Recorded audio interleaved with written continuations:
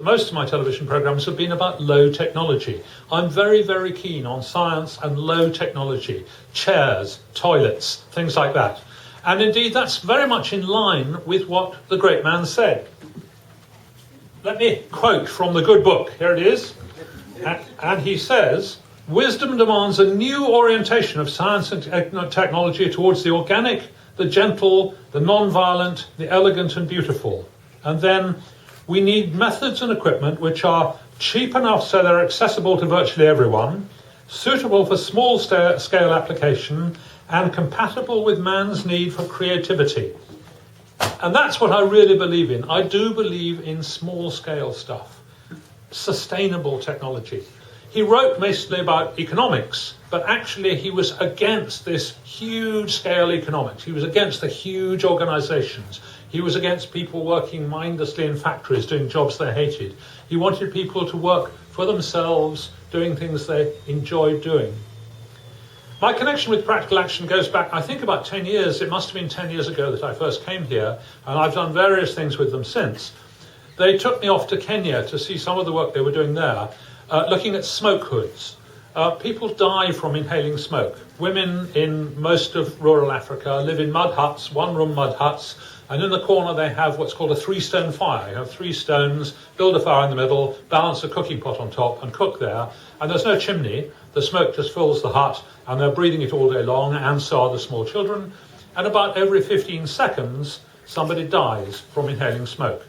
They die from pneumonia, emphysema, bronchitis, lung cancer, but basically they die from inhaling smoke. And so trying to prevent that by getting them to build smoke hoods, quite cheap smoke hoods and chimneys, was a huge, brilliant idea, a great step forward in medical technology. I saw some smoke hood generation. I saw a microhydro scheme on the slopes of Mount Kenya, which was very impressive. They were generating 14 kilowatts of power from a little waterfall, miles away from any mains electricity. And I was fascinated to see what they used it for. There was a little welding shop, and they welded up gates and fences and so on. There was a battery recharging station, and people charged their truck batteries, but most important, their mobile phone batteries. Of course, there are no landlines in most of Kenya, and mobile phones are absolutely transforming the third world. But the point was they had electricity for the first time ever. Then there was a paper recycling project in Nairobi, and a whole lot of sanitation work in the Kibera slum, where there are 3 million people living in dreadful conditions in Nairobi. They're all just huts made of corrugated iron, and when you want to crap, you crap on a piece of newspaper and you chuck it over the fence into the next person's house. They're called flying toilets. Obviously, a concrete-built latrine with running water is a considerable advantage, and that was one of the things the Practical Action are doing there.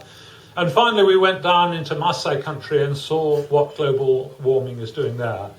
They depend on their cattle. They have sheep and goats, and they'd had no rain for 3 years then. I think it's got worse since. And there was no grass, no bushes, nothing for the cows and sheep to eat. And the men had to take them away to eat somebody else's grass, which can't have been very popular. And all the women and children were left behind to drink the remains of the water, very salty, unpleasant water, and try and cope. And you could just see where global warming begins to bite, at the edges of civilization, where it's really hot or where it's really cold. In Alaska, I gather, the ground, the permafrost is melting and houses are just sinking into the ground, and kids go home from school and put a pencil on the table and see how long it takes to roll off, because the whole table with the house is gradually sinking into the ground. People say that global warming isn't happening. Yes, it's happening.